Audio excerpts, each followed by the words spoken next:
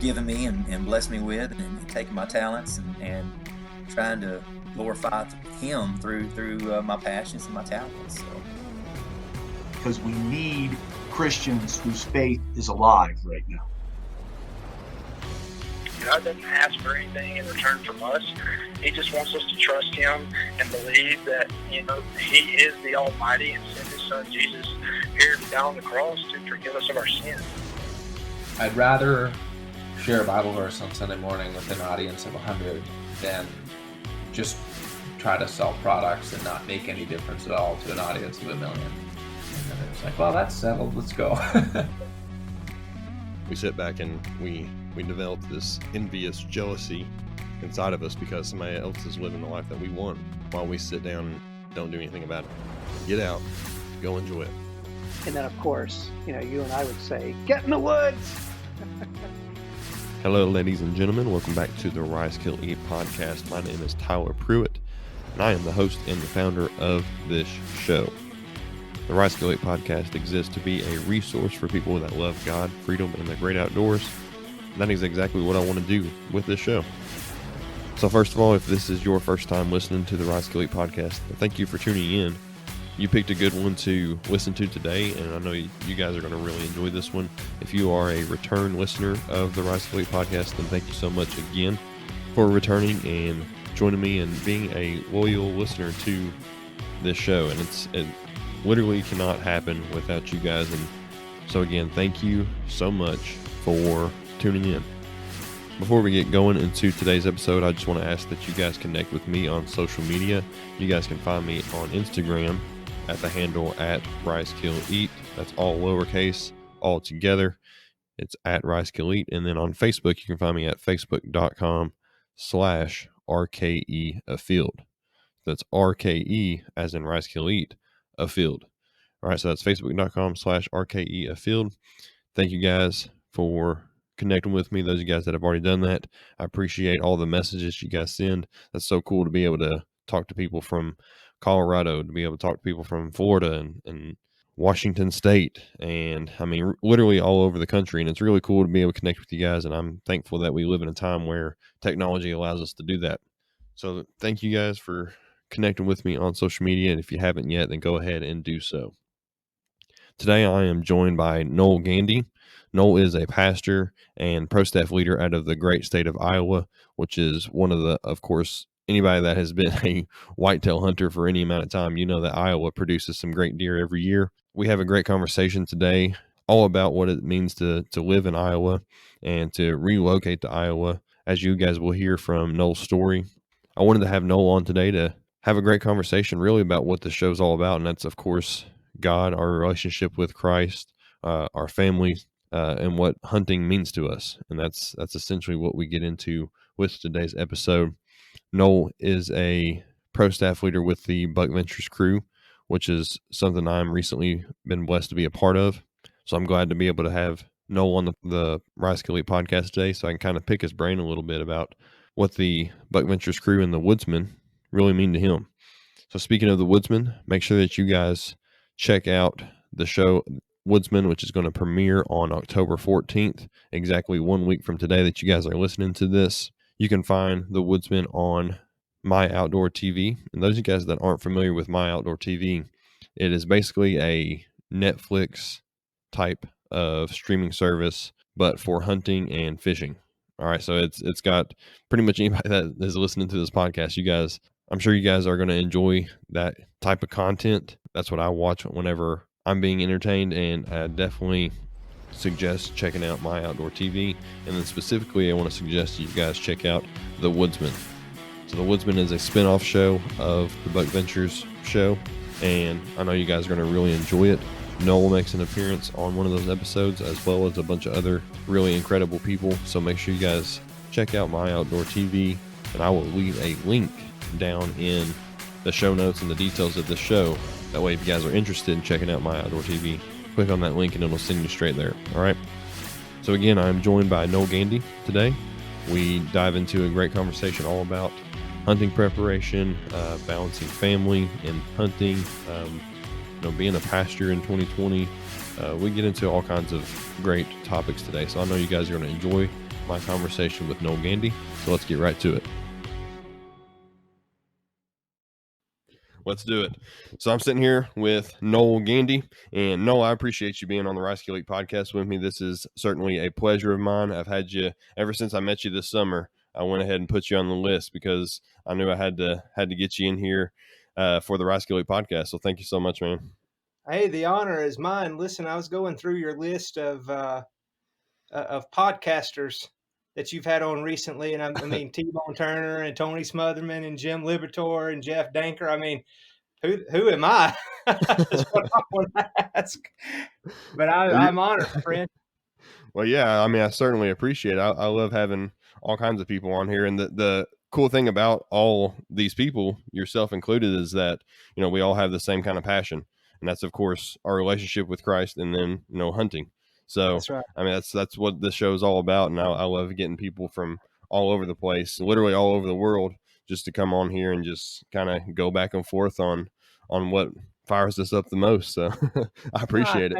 It's easy to talk with folks that you have things in common with, and when you can share so many different things in common, like hunting. I mean, which is awesome. But you can share the Lord too. I mean, it just makes it even better. Yeah, it definitely does. It definitely does. And that's the whole point of this podcast, this whole show, is to do those exact two things. And those, I think I've said this in the past, those two things are the only two things I know how to talk about, like my faith and hunting. So if you start talking about, I don't know, the economy or whatever else is going on, I can't even think of anything. Then right. I don't know. I can't hold a conversation that way. So today's the first day of fall too, so that's about all I am thinking about anyway. That is true. We're in good. We're in a good topic zone right here. That's right. That's right. So, of course, being over in Iowa right now, what kind of things are you doing right now to kind of get prepared for the hunting season? Like you said, today, as we're recording this, it is the first day of fall. So it's right around the corner, and the air's starting to change a little bit. So what are you doing to get prepared? Yeah, I think I've about got my preparation things that I can do preseason wrapped up. I think I finished Saturday. I got my last, it wasn't even a regular stand. It was just a camera set that was off the back of another stand. I got that done Saturday and trimmed some shooting lanes. Our youth season is actually open and opened up a day or two ago. So right now my son and I are waiting with bated breath for a north wind. So he can get in the field. We have a deer picked out that we're excited to go after.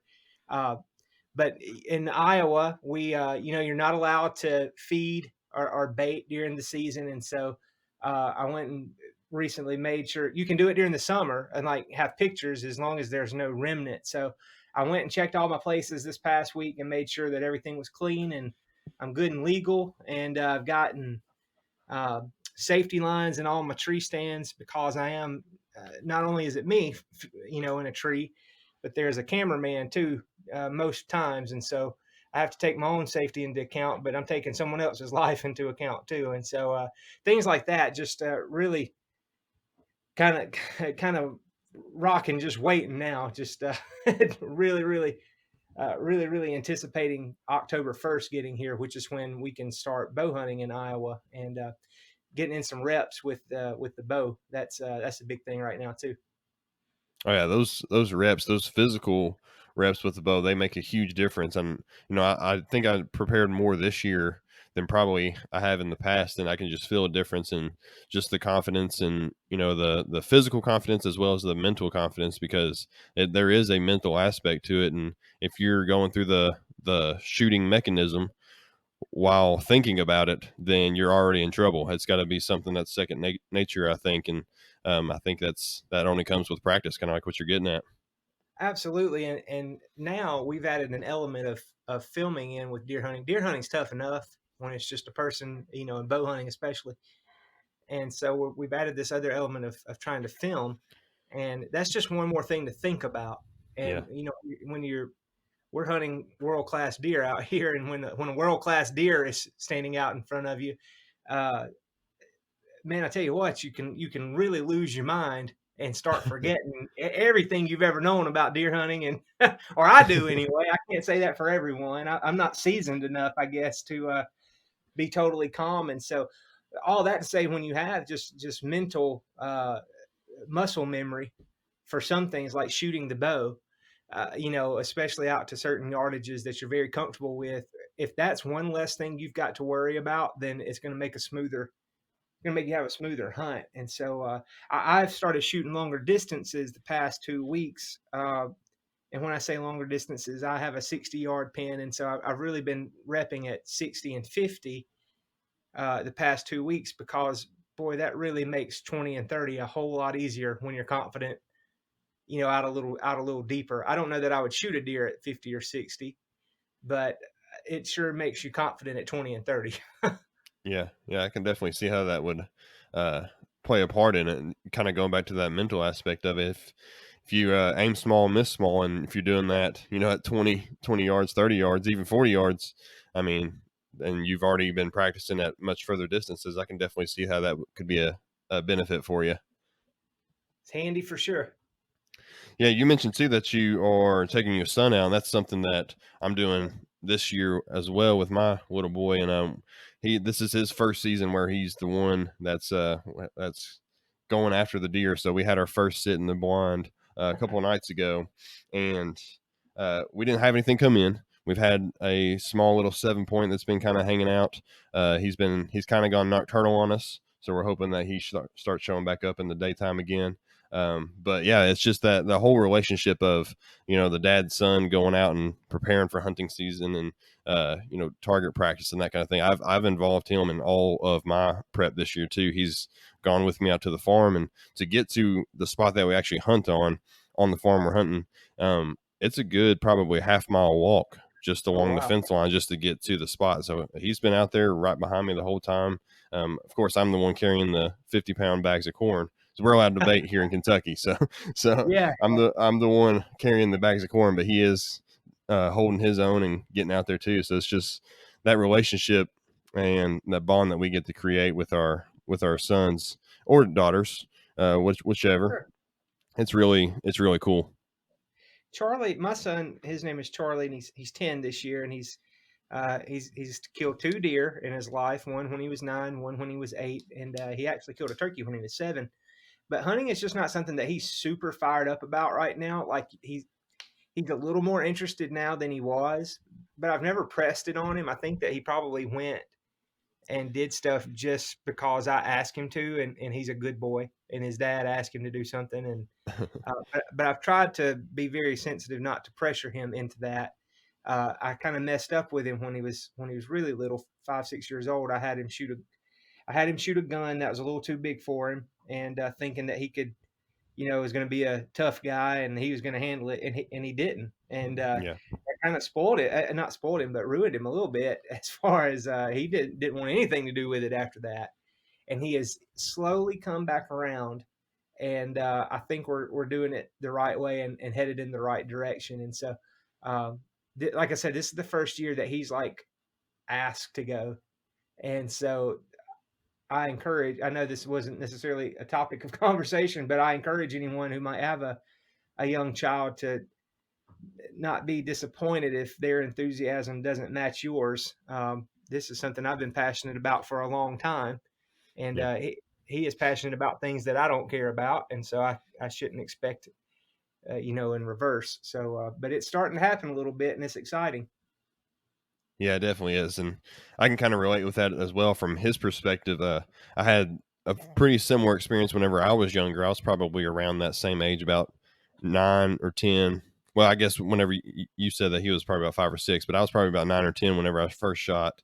I think it was a 44 Magnum that I shot. It was a rifle, and that thing, it kicked like a donkey. I mean, it really did. And it was one of those things that every time after that, like, I always got real nervous whenever it was my turn to shoot, because I was like, I don't know if I can handle this recoil. And it took me well up into my teenage years to kind of get comfortable with it again, to where I don't really think about it anymore. And I can definitely understand from his perspective where he's kind of coming from with that. And that's something I think I don't think it's at anybody's fault or anything like that. It's just one of those things that sometimes happen, and something that we kind of got to work through. And if it is something that ends up being a passion for us, then that's obviously a necessary step in order to continue to pursue that passion.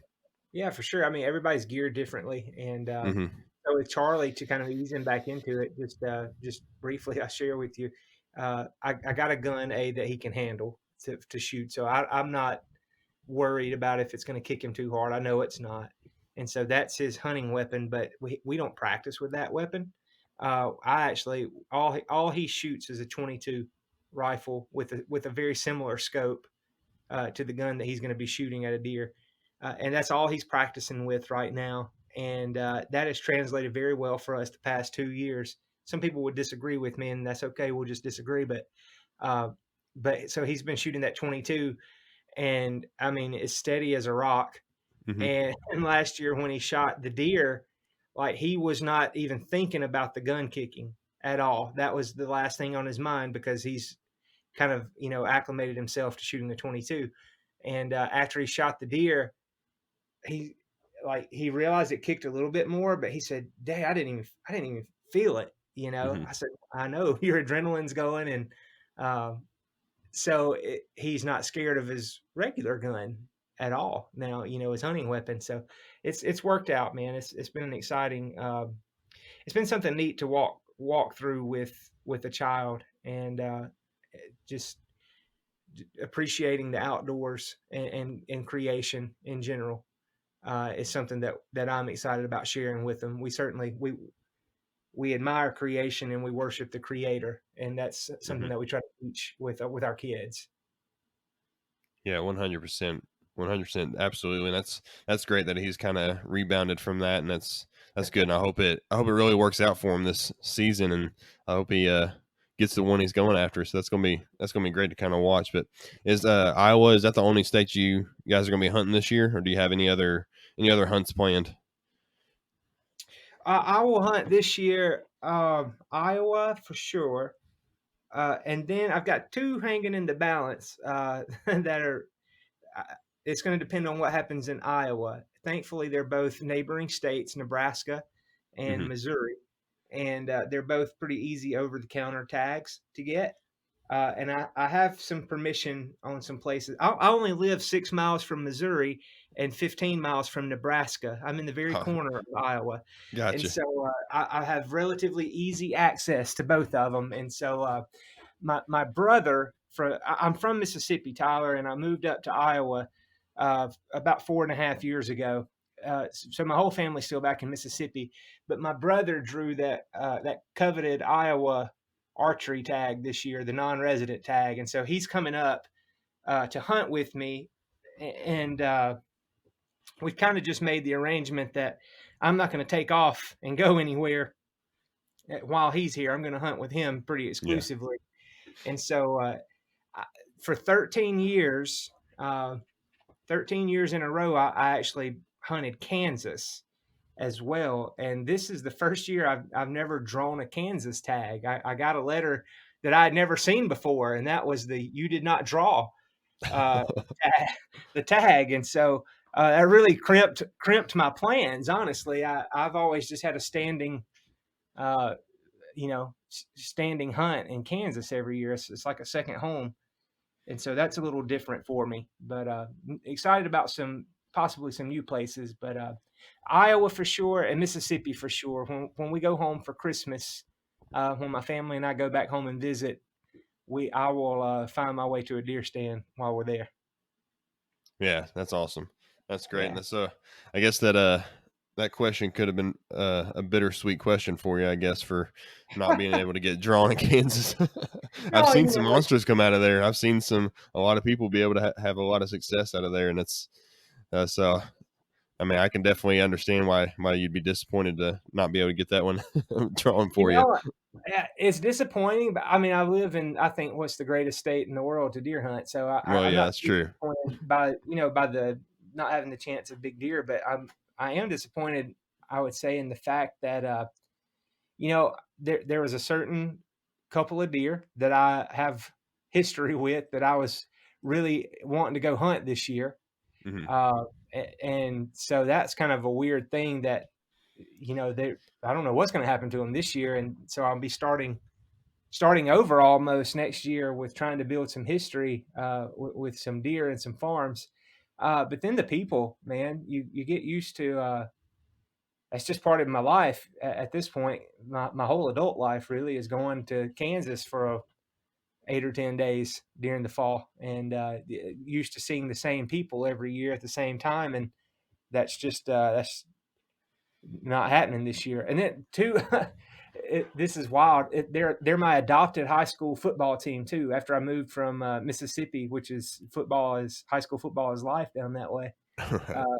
They I adopted the McPherson Bullpups out in McPherson, Kansas, as my team, and so they're not allowing fans this year either. So I can't even go down and watch a game. Man, they just got you all backwards, huh? Got me all messed up, Tyler. Man. Well, you mentioned that you replanted up in Ohio, or I'm sorry, up in Iowa. So, Yeah. like, what does that journey kind of look like for you to go from Mississippi all the way up to Iowa? I mean, that's not like it's like a neighboring type deal. I mean, that's a pretty significant move, especially having a family and everything. So what kind of events kind of took place in order to get you guys up there? People will tell you that are not me that I moved to Iowa so I could deer hunt, and I used planting a church as the vehicle to do that. But You had to make it look like it, huh? it's quite the opposite, contrary to what like literally everybody says. I'm from Mississippi and have lived and ministered in South Mississippi or South Alabama my entire adult life since I was 19. That was my profession has been ministry. And in 2015, the end of that year, the Lord just burdened my heart to plant a church in an underserved area. And he kind of put two places on my heart, Tyler. And I couldn't tell you how, other than it was just the Lord pressed my heart for these places. That's the best way I can describe it. Is just there was a burden for Wyoming and for Iowa.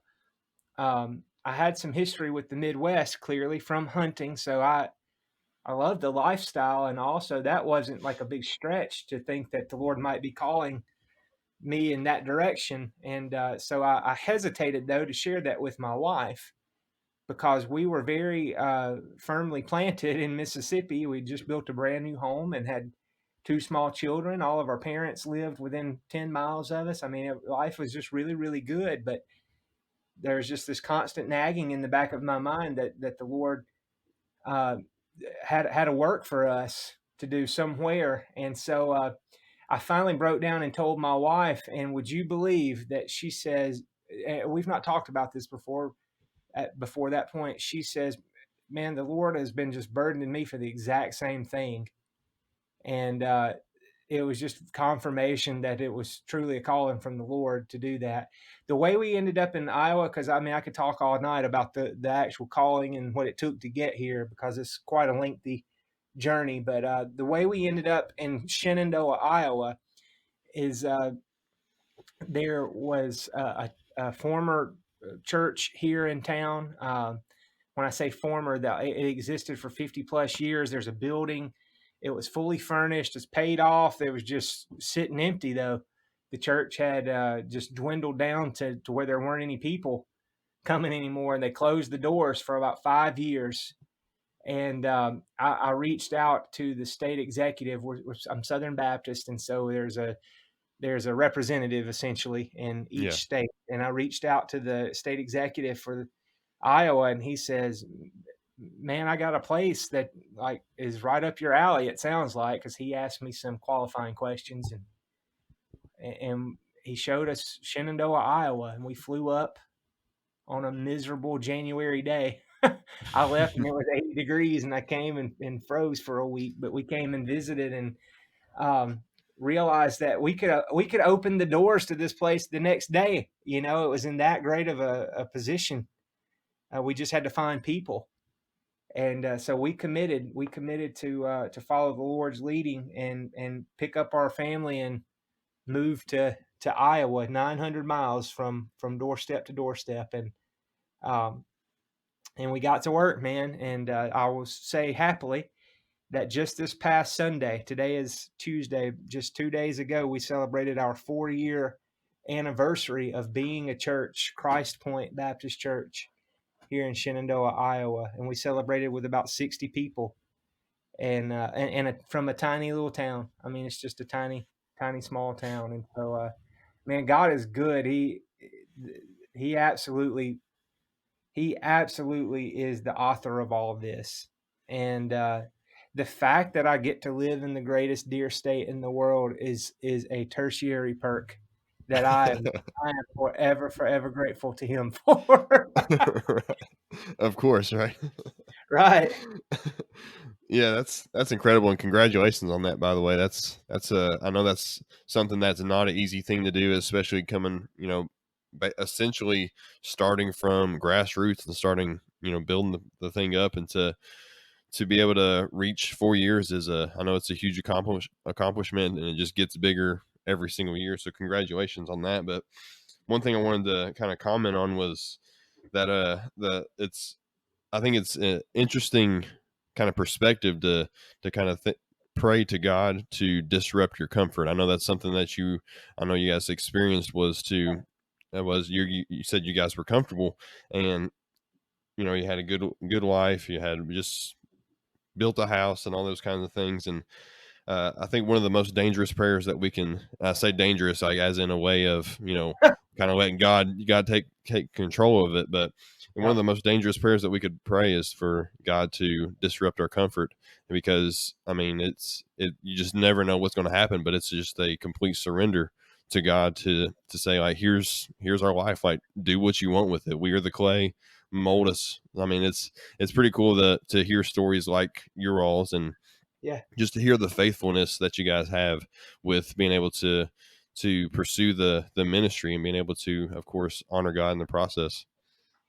I agree. It's I often say, don't pray it unless you mean it. Don't sing it unless you mean it. Don't sing God a lie. But I would be naive to think that it's anything that I've done. Honestly, we thought that leaving home and moving away would be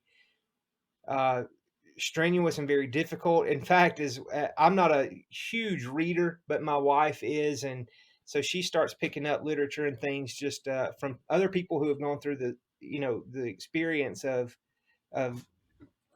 beginning missionary work, because that's what we are technically, or missionaries. Mm-hmm. And boy, just about 201, it was all like very negative, prepare to be miserable kind of a stuff, but miserable in God's name, in the name of Jesus.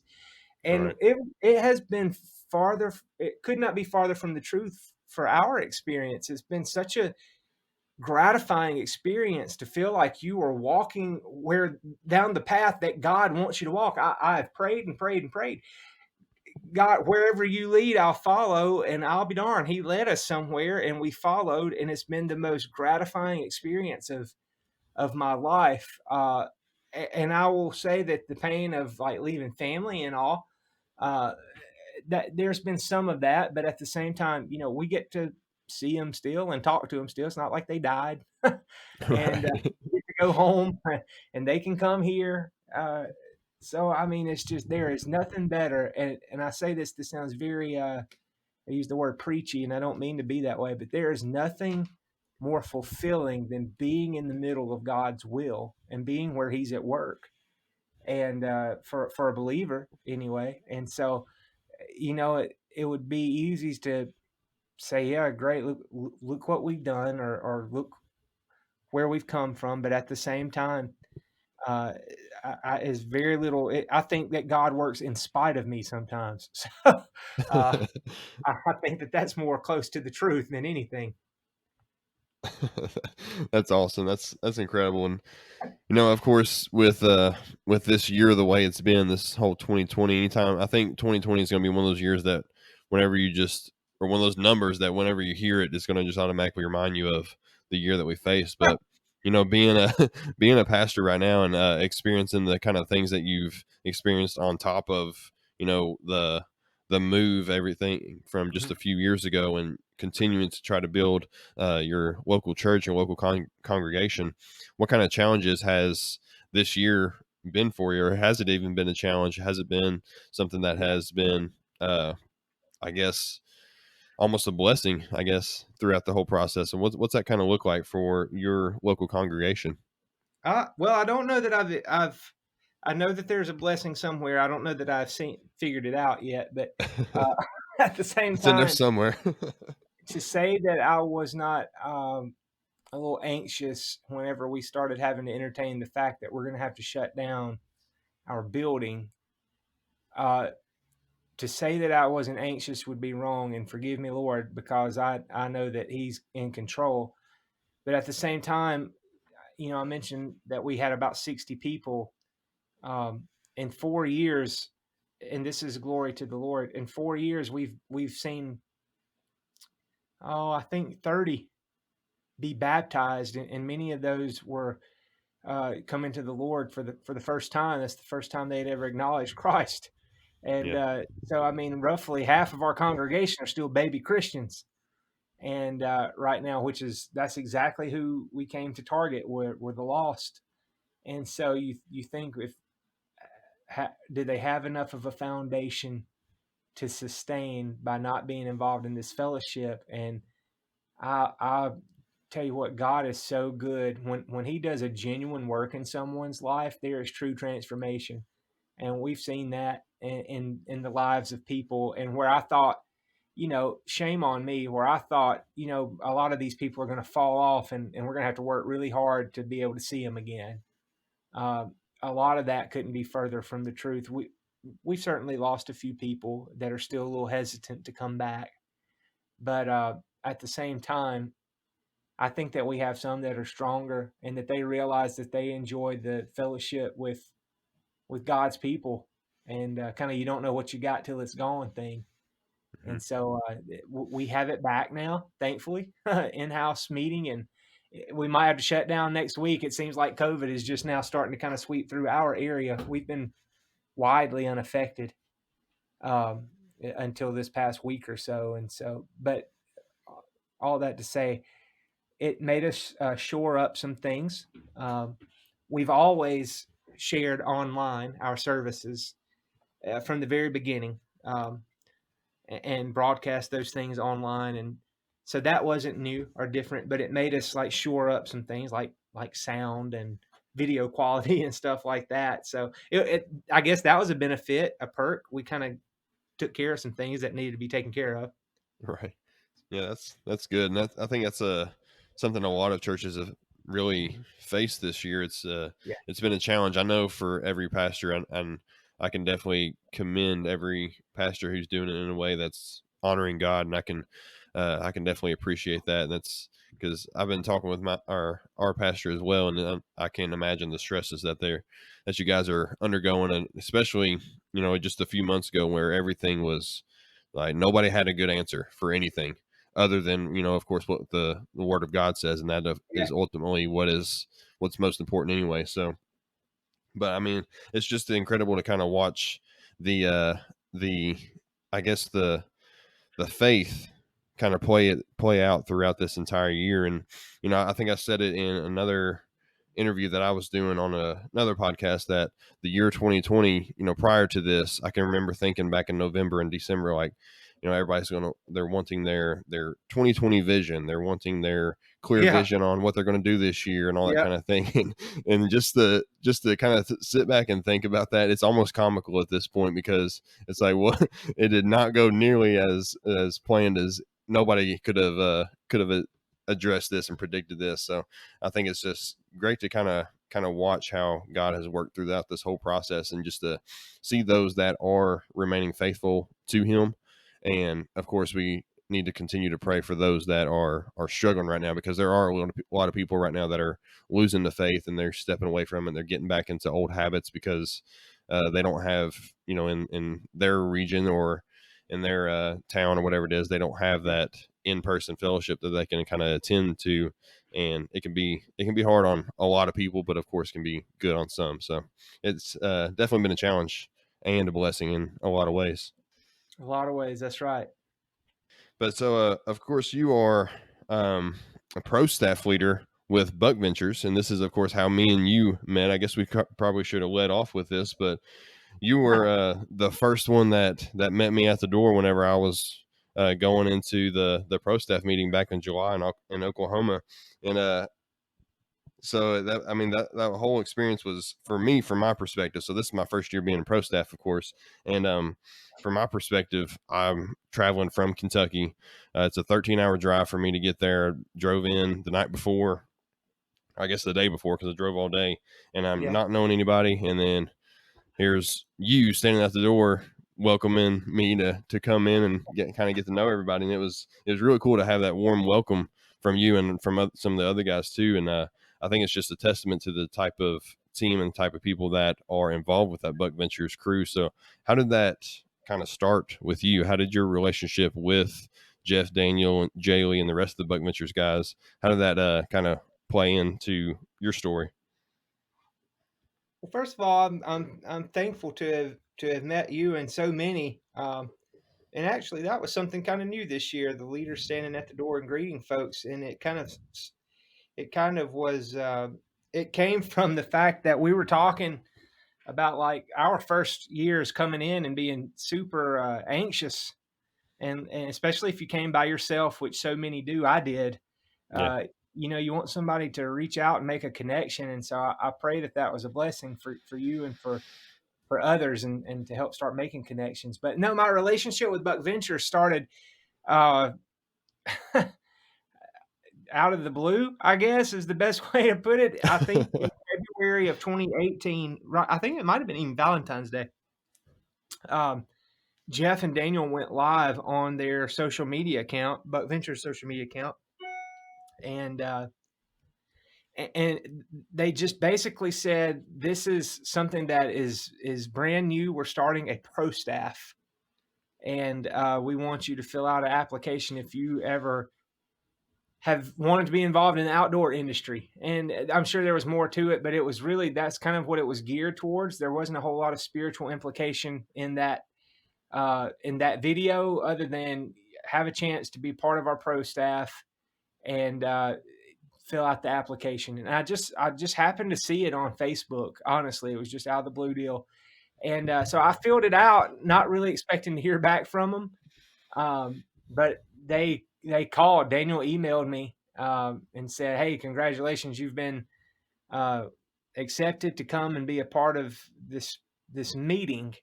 And then after the meeting is over with, we'll decide if you're part of the pro staff, essentially." And I didn't know what that meant, really. I didn't know what it looked like, other than the fact that I knew I was going to go and have a chance at being part of a television show. And I did, like so many.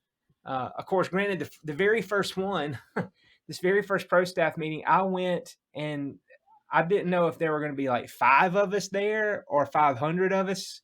I had no clue. And so I got there, and there were, I think, 60 or 80, somewhere in that neighborhood, of men and women who had been invited to come and participate. And you will probably agree with me, because the very first meeting was the same way. It's like church camp for hunters. Yeah. I don't know a better way to describe it, but it's like that's exactly how I described it to my wife whenever I talked to her later that night. Like, it feels like a church camp for hunters. Like, it is awesome.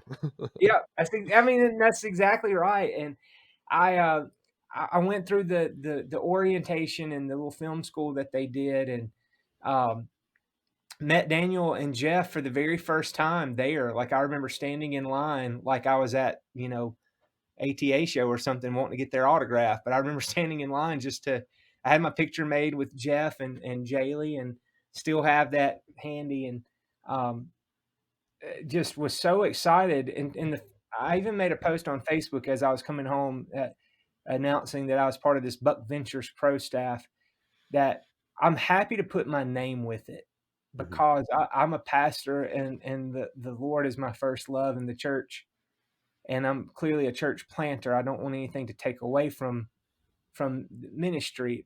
And it was something that I felt so confident that I could put my name beside, and with confidence that I wouldn't deter from ministry or from the Lord. And if anything, over the past 3 years, it's enhanced it, and enhanced my walk with the Lord, because Buckventures, Jeff Danker and Daniel McVeigh, are so Christ centered, and it's not a facade. It's not something that they say just to appease a demographic, but it's Mhm. it's a legitimate lifestyle. And so I worked really hard that first year doing the best that I could, with the skill set that God's given me. And that was, I did a lot of social media posts just on my personal thing, trying to appease what they ask us to do and help market some of the partners. And I tried to do my best filming. Like, my wife was so supportive, Tyler. She's like, "This has been a dream of yours. I know this is something, like, since I was 7 years old. I've watched hunting videos. That's where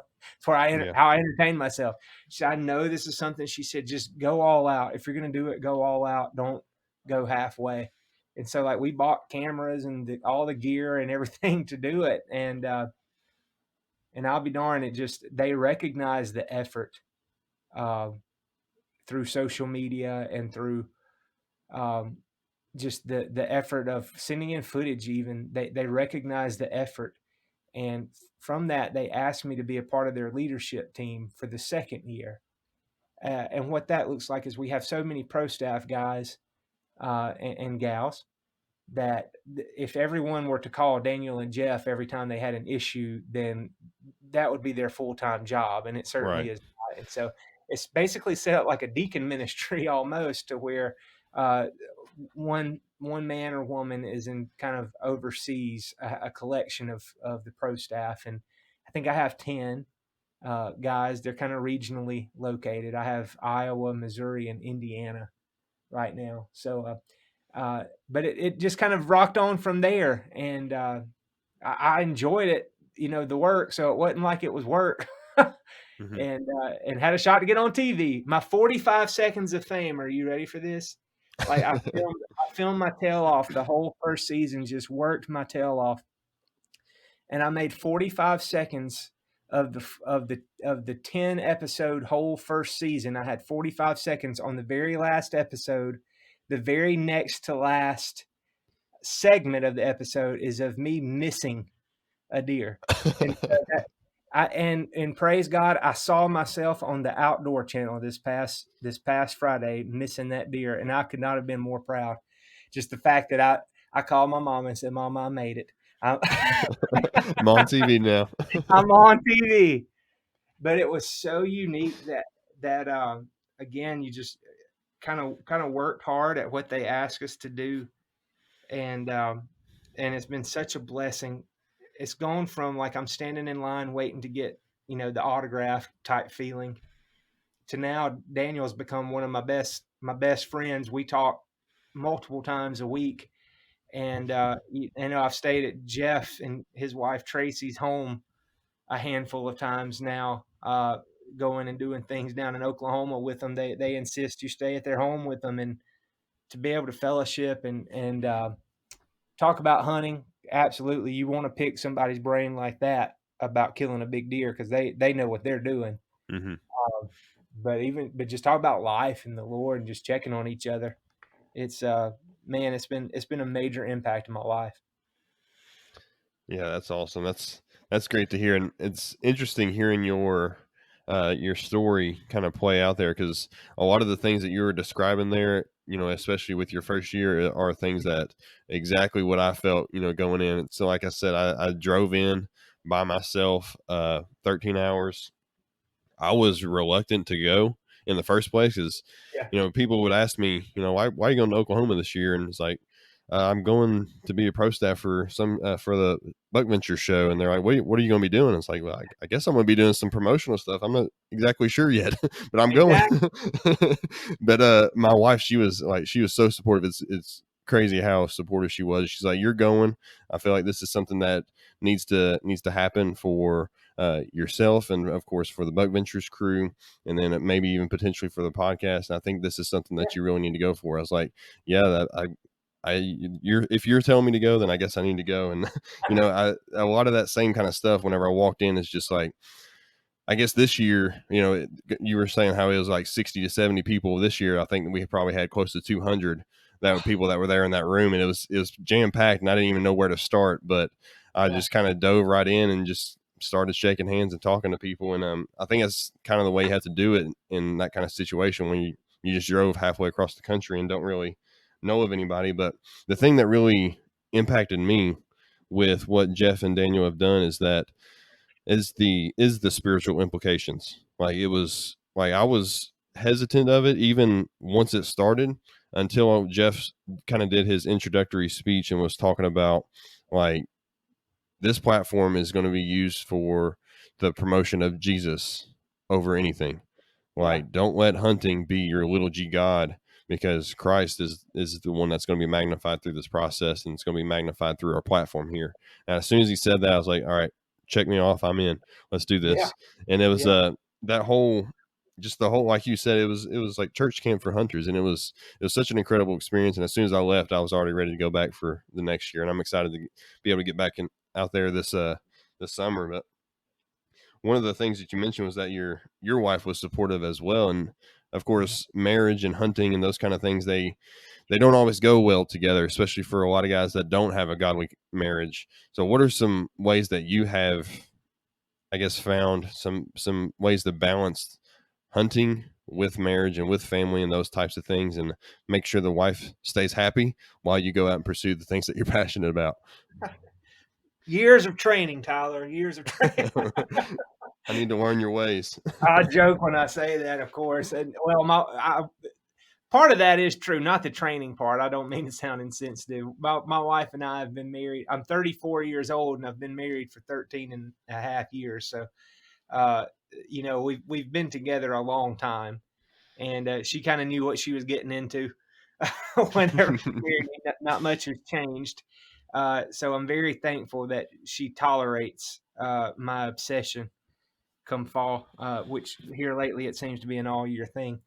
But in regard to, like, when you're home, you need to be all there, and it's easy not to be, especially with social media and things that just pry for our time now.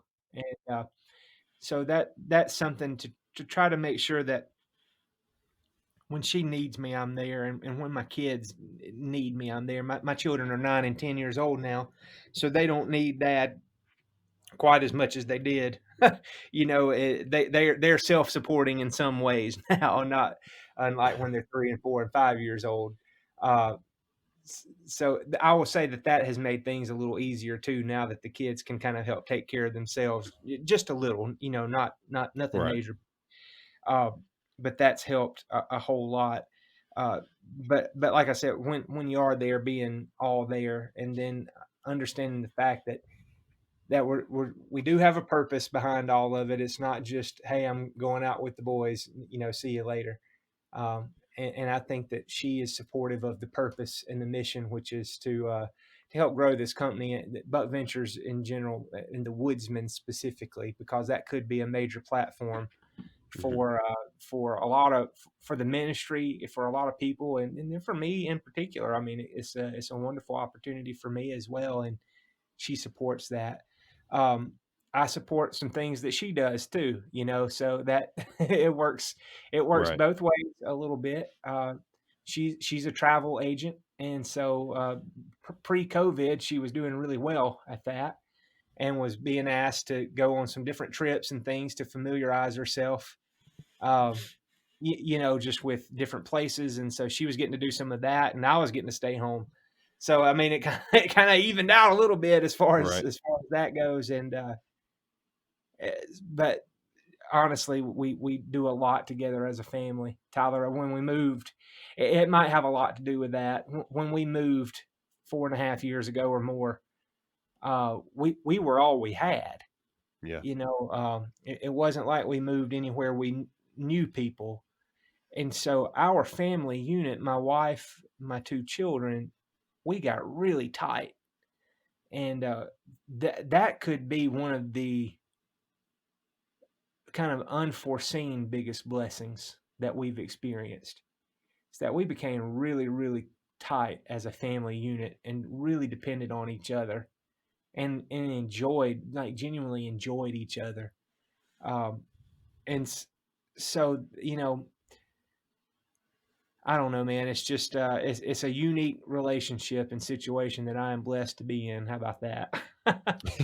Yeah, I can definitely speak on that. I can definitely agree on that as well. And I think that when we're faced in those situations, when the core family is together and you, like you were saying, is all you have, I think there's definitely there's a reliance on each other that you normally wouldn't have if, grandma lived 2 blocks Yeah, down the road that you could just throw the kids at and then head down the grocery store or something. I think right. because for myself and my wife, we got married really young. I was 20, she was 21. We had our first son about a year and a half after we got married. And we've always, I mean, we've very similar to your all situation, I'm sure. We've always been just kind of, that's it. Like, it's just Yeah, us. And, you learn how to grow up together. You learn how to take care of each other. You learn how to take care of yourself, learn how to take care of the kids together. And it's just a different dynamic to marriages that look like that. And, unfortunately, not all of them work out. And, sure. and that could be something that is a whole nother topic that we could definitely go into. But for a lot, I think it really makes the relationship stronger because, like, pretty much you have two things to rely on. You got God to rely on, and then of course your spouse. I mean, that's really what it comes down to, and Yeah. those two things are going to fulfill you more than anything else will be able to. And it's a definitely a interesting dynamic to how the family, I guess, is supposed to work. I can't help but agree, and it is unfortunate that someone in a similar situation as me, being passionate about hunting, and then I hate to say ministry as a job, but it is what it is technically. Right. Spend a lot of time devoted to my job and then to hunting. Uh, some men are not as fortunate to have uh, wives who are as supportive as mine, and so uh, part of it is just being blessed, and and I can't say that it's there's a special magic formula to make it happen that way, other than I have a wonderful wife. Right. Definitely. 100%. I can definitely agree with that from my side as well. But I'm kind gonna of, be sure she listens to this too. By the yeah, way, we need to make edit sure that she has the volume turned up real loud for this part. edit So, that part out though, where I say I'm gonna be sure she listens to it. yeah, definitely. I'm joking. But to kind of jump back to the Woodsman, and to kind of go further into that platform, there is one of the things too that really I really loved about the Woodsman platform and what Jeff and Daniel were trying to do with that is their whole slogan of shoot by sight and walk by faith. Now Right. that, like, of course, shooting by sight, that's something we can relate to as hunters, as outdoorsmen, and then combining that with the walk by faith, I think it just speaks to people that probably listen to this podcast, and of course is going to speak to me and you, and then to a whole lot of people that I think you mentioned earlier it participates in this lifestyle. So for you, what does it mean to shoot by sight and walk by faith? Yeah, that comes from not that particular phrase, but this is kind of a play on 2 Corinthians 5:7. Hmm. It said we walk by faith and not by sight, and so that just pressed on Jeff a lot of years ago, and he said shoot by sight and walk by faith. I think that it's a perfect encapsulation of what Buckventures and the Woodsman really are. When he says shoot by sight, I mean, clearly that's just a play on the phrase, uh, but it's we enjoy hunting and we enjoy the outdoors, and that's a big part of our lives, and that's a big part of the show. Clearly that's the main part of the show, but the walk by faith part doesn't need to be forgotten. It's Yeah. always added in with that. And uh, a phrase that just has been impactful for me, and it came from that meeting last year or this past summer, was Ryan Davison said, we got to keep the main thing the main thing. And Yeah. that's Jesus Christ, and all of it. And so, yeah, we shoot by sight. We enjoy the outdoors. We enjoy the adventure that is filming for television, but at the same time, we walk by faith. Shooting by sight is not what defines us. Killing big deer is not what defines us. People that can kill a big deer are a dime a dozen. Anybody can kill a big deer, but I think it's what you stand for and who you stand for. That's what's important. And I can, again, I can put my name beside that. It's something that I can proudly stand with, is that we are walking by faith as we are attempting to do something that we enjoy. Yeah. Yeah, definitely, 100%. I can share that as well. Is that the Woodsman being involved in just over the past short 2 months that I've been able to participate. It's been such a uplifting thing, for me spiritually, just because we have these guys and gals from all across the country that we can kind of share things with, and had some things going on this summer, of course, with my own church that you guys kind of helped me with and gave me some guidance and advice on. It's just incredible to be able to be a part of a group that has that same type of identity. And I was listening to Jeff Durbin. He's a pastor out in Arizona. I listened to one of his sermons, and he was talking about how whenever we have Jesus in our lives, it's not something that we add on to our life. It's not like we have all these things and then Jesus kind of attaches almost like a piggyback. It's whenever we truly have Jesus, he implements and replaces all those things. We die to ourselves, and he replaces those things and infiltrates and puts his hand in all parts of our life. And that, of course, includes hunting as well. Like, that includes our passions, our hobbies, and our marriage, and our families, and our job, and all that kind of stuff. And that's definitely something I've seen play out over the past 2 months with the Woodsman crew, and being able to share life with everybody. I know that's something that you can kind of speak on as well. It's just an incredible group of people, probably the best people on the planet.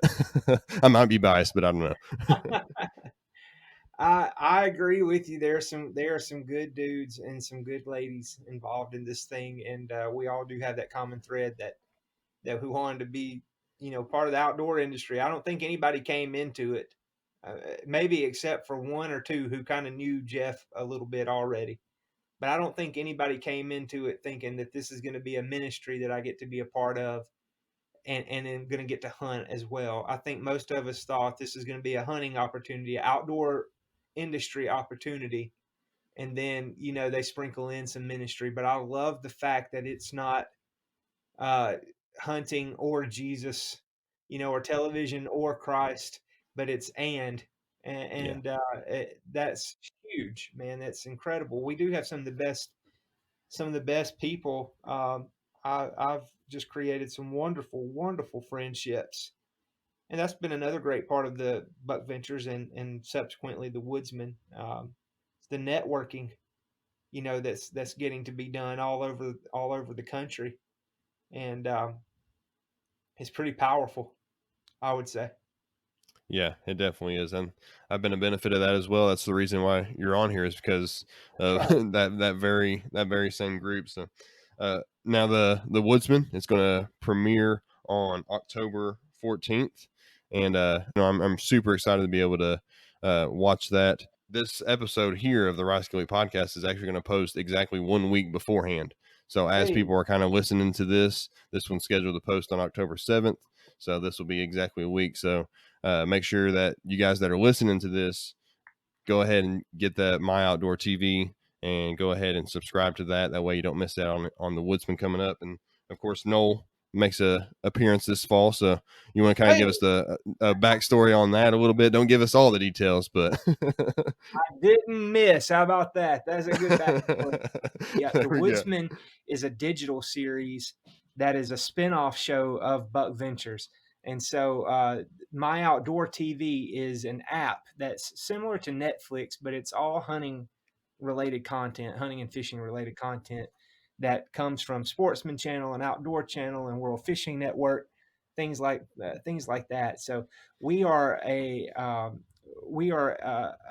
My Outdoor TV, what they call an original, meaning that it belongs to My Outdoor TV exclusively, with the exception of this past week during Deer Week that Outdoor Channel, Sportsman Channel do. They aired the full season of the Woodsman on Outdoor Channel, so it's pretty epic, man. That was awesome. But season 1 is out right now on My Outdoor TV. But you're right, season 2 is going to drop. I think the way it's going to work, just to so we don't mislead anyone, I think they're going to drop 3 episodes of a 20 episode season. They're going to drop 3 episodes on October 14th, and then we'll probably drop 3 episodes per week until they're completed. And so I don't know if I'll be on the first week or the second week. I'm not sure exactly how that's going to go, but I have been assured that I have made an episode, and so I'm thrilled about that. I killed 3 bucks last year. One of them was a dandy here in Iowa, and we got it on film, and just one of my best friends was able to film for me, and that was awesome. And then I don't know any details. I've not seen the episode. I don't know a thing. I'll be surprised when the viewers see it too. I'll be surprised. But I killed a deer in Kansas last year where I was self-filming. And Tyler, you won't believe this. I've got him filmed all the way up to the shot, and I had to move the camera just seconds before the shot to get him in center frame. And I somehow or another, I punched the record button as I was moving the camera. So I turned the record button off for the shot. And then as he's running away, I turned the record button back on, and I have him tipping over. So I have him 2 seconds before the shot and 2 seconds after the shot. And so I don't know if that'll make it or not. And then I killed a good buck in Mississippi too on camera. So we'll see. It's going to be 1 or 3. I don't know. That's great. I'm definitely looking forward to it, and it's gonna be really fun to watch all these guys that I've been able to meet over the past few months, to actually see them on TV and be able to watch a lot of their successes in the field. It's gonna be really cool. So Noel, I appreciate you being on the Rice Kill Elite podcast with me. Where can they connect with you? Where can they, I guess, watch more of your content, check out some more of your content, and that kind of thing? Yeah, I'm super active on Instagram and on Facebook, and folks are more than welcome to like and follow there. I think all of my handles are at Noel Gandy, and so that should get you to me. I have a Twitter account, but it's not very active, so that might not do anybody any good. And if any of your followers are just looking for more church content, I share all of my messages weekly. And that's on Facebook, and that's at Christ Point Baptist Church. All right. I will tag and link all that into the show notes of this show. I'll be sure to include the church information down there as well. That way they can check out a service if they want to. And again, no, I appreciate it. This was a real fun conversation.